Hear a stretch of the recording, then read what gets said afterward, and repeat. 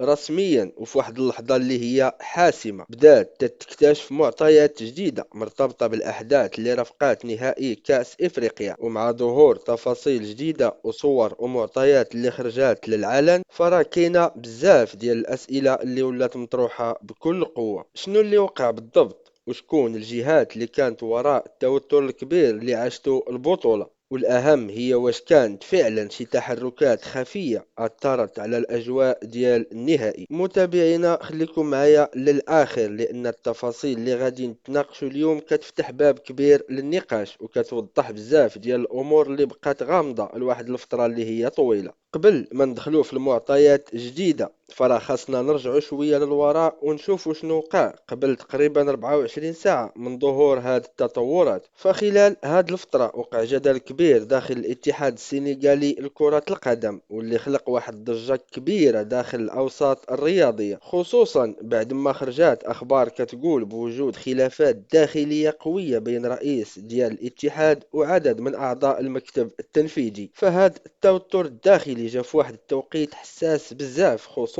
وأن الملف مرتبط بنهائي كأس إفريقيا مازال مطروح للنقاش ومازال كيثير ردود فعل اللي هي كثيرة. فاللي واضح بالنسبة لكثير من المتابعين هو أن الجامعة الملكية المغربية لكرة القدم اختارت تتعامل مع الملف بطريقة هادئة ومبنية على المعطيات القانونية. ما كانوش تصريحات كثيرة وما كانوش ردود انفعالية، بل بالعكس تماما كان اعتماد على الصمت والتركيز وكل شيء نخليوه للقانون. فهذا الشيء اللي خلى بزاف ديال الناس يلاحظوا أن التعامل المغربي كان فيه نوع من الثقة والهدوء وبعيد على الضجيج الإعلامي. فعلى حسب تقارير إعلامية في داخل الاتحاد السنغالي ظهرت خلافات مرتبطة بطريقة تدبير بعض الملفات المالية والإدارية. عدد من أعضاء المكتب التنفيذي عبروا على الاستياء ديالهم من طريقة اتخاذ بعض القرارات، خصوصا هذيك المتعلقة بالمكافآت وبالمصاريف. فهذه هي النقطة اللي خلات الأزمة تكبر، حيث تحولات من خلاف داخلي إلى قضية تناقلتها وسائل الإعلام. كاينة بعض التقارير هضرات على اتهامات مرتبطة بالتسيير المالي، وكاينة بعض التقارير اللي هضرات حتى هي على الاتهامات المرتبطة بالتسيير المالي، الشيء اللي زاد من الضغط على رئيس الاتحاد السنغالي. فعلاش هاد التطورات كاملة اللي قلنا خصنا نحسبوها أنها مهمة؟ لأن هاد الأحداث جات في توقيت حساس جدا، لأن أي معطيات جديدة مرتبطة بالجهات المتدخلة أو بالعلاقات بين بعض الأطراف فراه ممكن تزيد توضح الصورة أكثر. فالكثير من المتابعين كيشوفوا أن الملف مازال ما تكشفش على جميع التفاصيل ديالو، وأن بعض التطورات الأخيرة ممكن تكون عندها تأثير على طريقة فهم الأحداث اللي وقعات خلال النهائي. وكذلك ما نساوش واحد النقاط اللي أثارت الانتباه مؤخرا،